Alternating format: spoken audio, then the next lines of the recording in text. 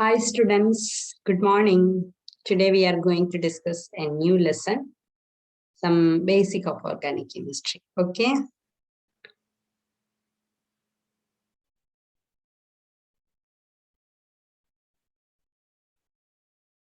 So this is unit 12. Okay, the starting of organic chemistry, some basic concepts of organic chemistry. So let us see what is organic chemistry at first. Okay.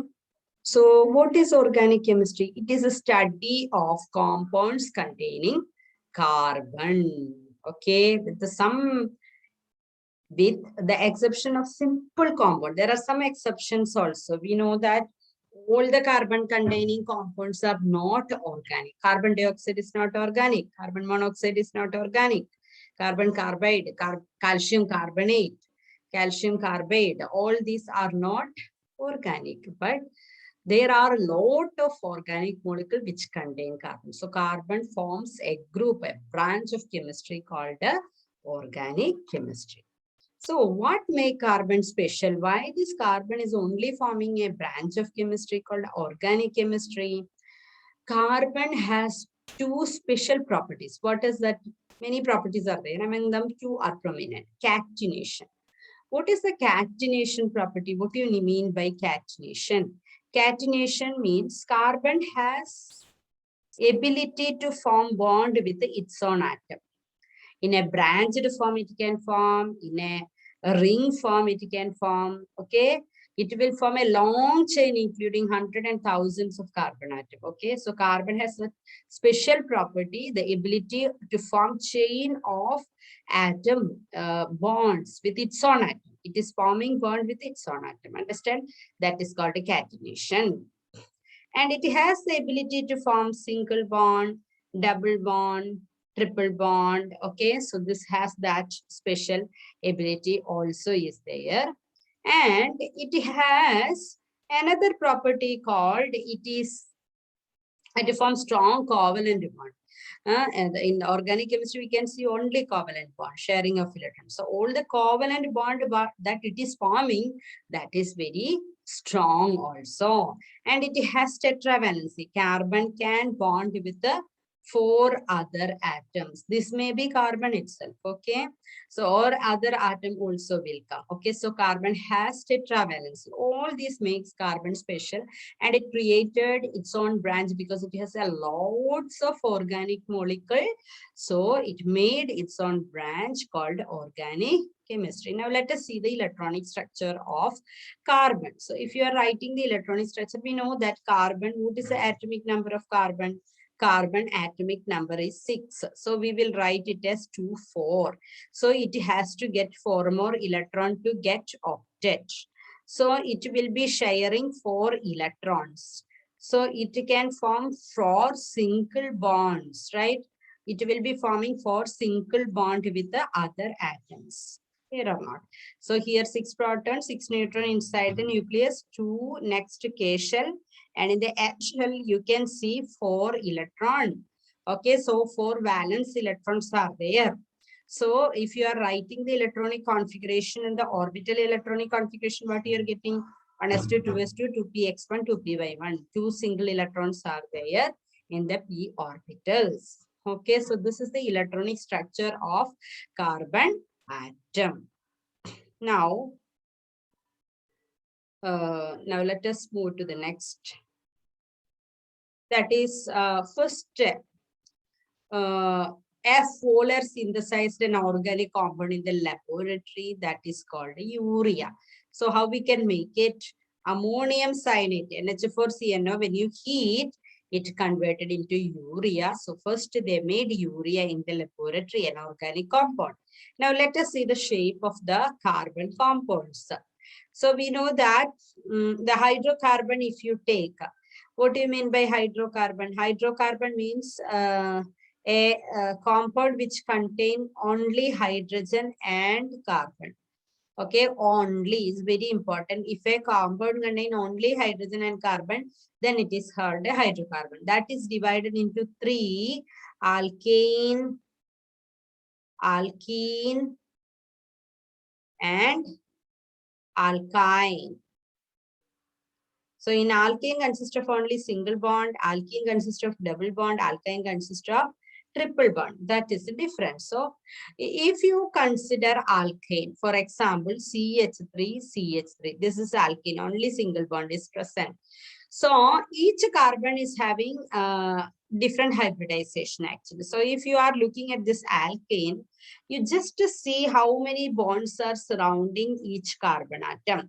So if you have 1, 2, 3, 4 bonds surrounding, you write sp, and in such a way s will be always 1, and fill p also, so that the total number should be 4.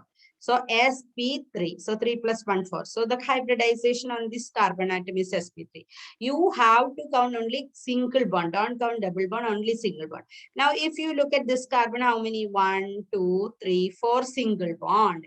So we will write sp S1, and P has to be 3, then only it is total 4. So that is sp3 hybridization. This carbon is sp3 and this carbon is. So alkane always must have sp3 hybridization. What is the hybridization? sp3, and so that each carbon is having tetrahedral shape and 109.5 bond angle you will be getting. So if you are taking alkene, so what about alkene? If you take alkene, that is CH2 double bond CH2. Okay, alkene means double bond is there. So if you're taking alkene, you can see CH2 double bond CH2, right? So double bond means always, what do you mean by double bond? Double bond means one single bond. This we learned before in hybridization. Double bond means one single bond and one double bond, one pi bond. Okay, so one single bond means sigma bond and one pi bond. In triple bond means one pi bond, two pi bond and one sigma bond. Okay, so we will count only sigma bond, that is the single bond. So here how many sigma bond? 1, 2 for this carbon. This among this double bond, one is sigma. So only 3 bonds are there, 3 sigma bonds are there. So that we will write sp, s will be always 1, and p in we have to get, if you are taking the total, you have to get a 3. So the hybridization will be 2, sp2 hybridization. If you count it 2 plus 1, it is 3, right? So the hybridization of both of this is also sp2 and this is also sp2, because it also consists of 1, 2, 3 sigma bonds. Understand? So since it is sp2 hybridization, trigonal planar structure and 120-degree bond angle for each carbon atom. Okay, if you're taking the case of a CH triple bond CH. This is triple bond. This triple bond means one is, we will consider it like this.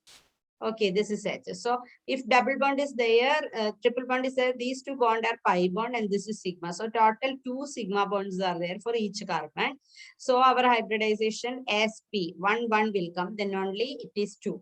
So sp hybridization, so linear and 120 bond angle you will be getting here. So here you have to write what is the hybridization. The hybridization is sp3 hybridization, and for alkene the hybridization is sp2 hybridization, and for alkyne the hybridization is sp hybridization. Okay, so that's all about the shape. This shape in detail we discussed in hydrocarbon. That's why I'm not going to the details. You already know that. So next is structural representation. So we have structural representation of organic compound, complete, condensed and bond line structural formulas are there, and there are 3-dimensional structure. So let us see what you mean by complete, how we will represent a organic molecule, that is structural representation. So let us first move to the complete. Complete means all the bonds are shown. Okay, if you take the, this is actually CH2, CH2, CH3, CH3. Okay, so if you write like this CH3, CH3, the bonds are not displayed. So here each carbon is having 3 hydrogen and one bond is bonded with another carbon. So all the bonds are displayed. Then that is called a complete structural formula. Here every bonds are displayed. If you display every bond, that structural formula we are getting is called a complete structural formula. Okay. Now let us see another case. That is condensed. Condensed means short form. We don't want to display the formula. We don't want to display CH3 ethane. Previously, we have written with the displayed formula, but CH3, CH3, each carbon, how many hydrogen? That only we are writing there, okay? So this is called a condensed structural formula. So there is bond line. Bond line means we are not going to draw or write carbon and hydrogen inside that.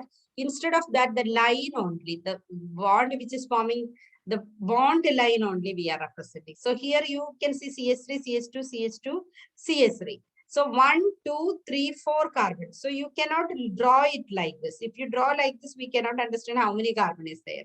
So we will draw it in a zigzag manner so that you can understand one carbon here, another carbon, another carbon, another. 4 carbon is there. 1, 2, 3, 4 carbon is there.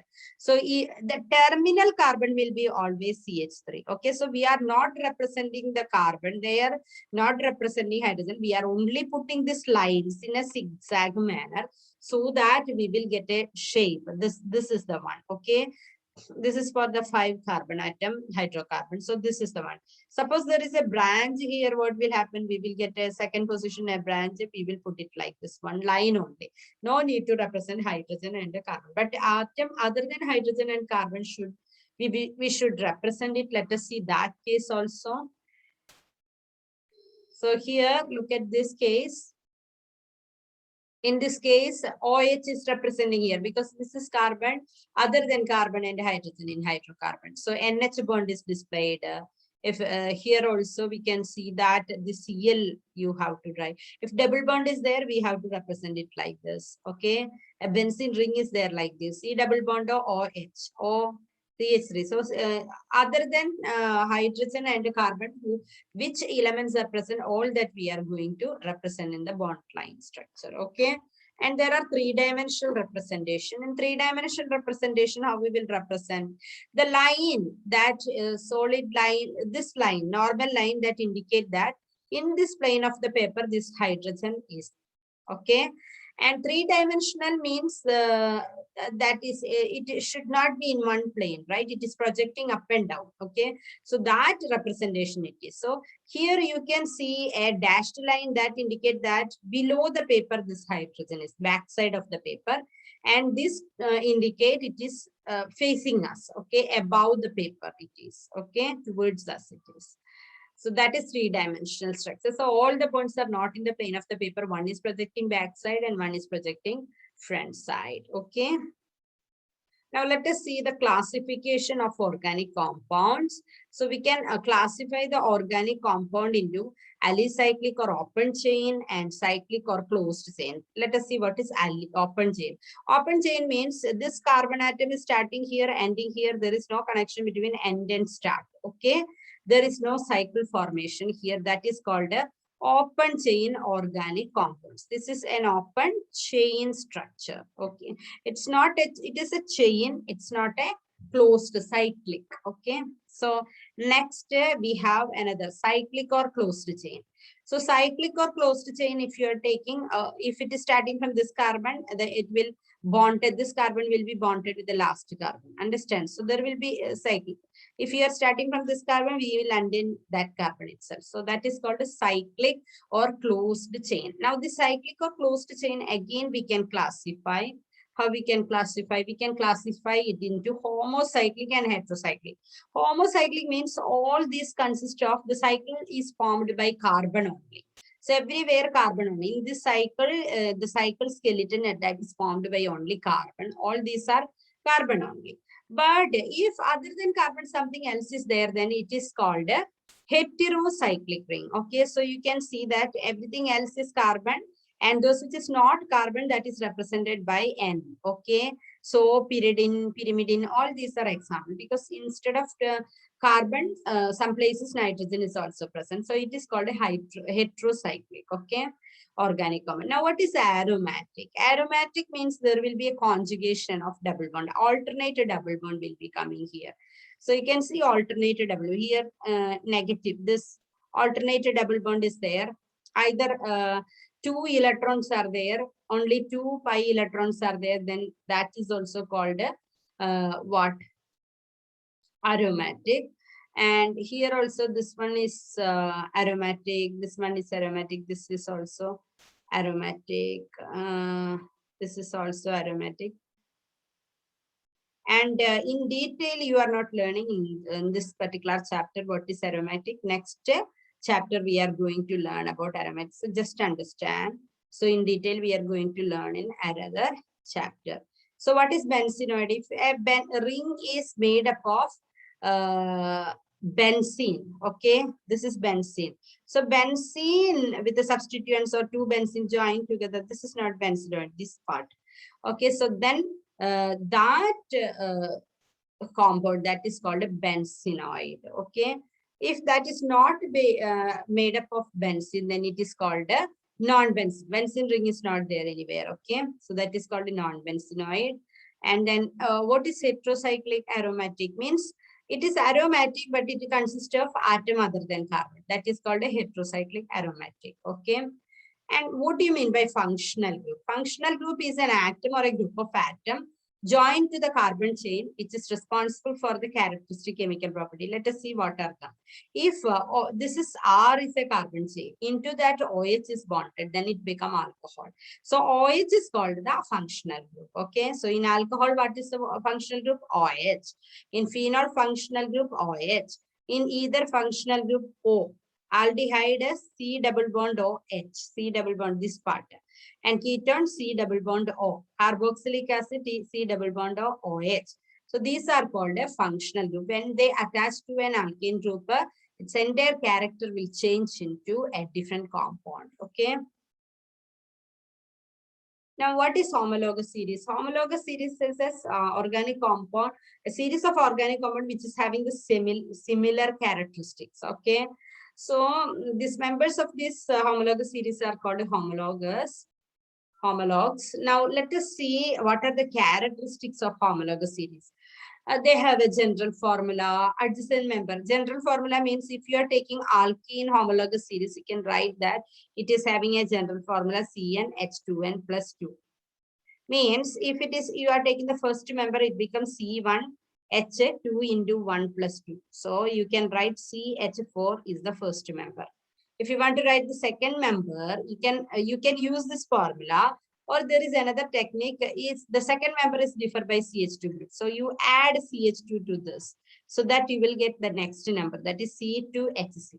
If you add another CH2 to this, you will get the third member, that is C3H8. Okay, so they are differ by CH2 group, and they have all of these alkane are having same function. Only one single bonds are present, and they have same chemical properties also. All behave in the same manner, but there is trend in physical properties are not same, but there is a gradual change. When we are moving down, as the number of carbon atom increases, van der Waals force of attraction increases, and so what will happen? Boiling point and boiling temperature will increase, melting temperature will increase, viscosity will increase as the molecular mass increases. So there will be a trend in physical properties if you are taking the homologous series. So that's all for today. So we have to do the nomenclature also today. So let us see in another video.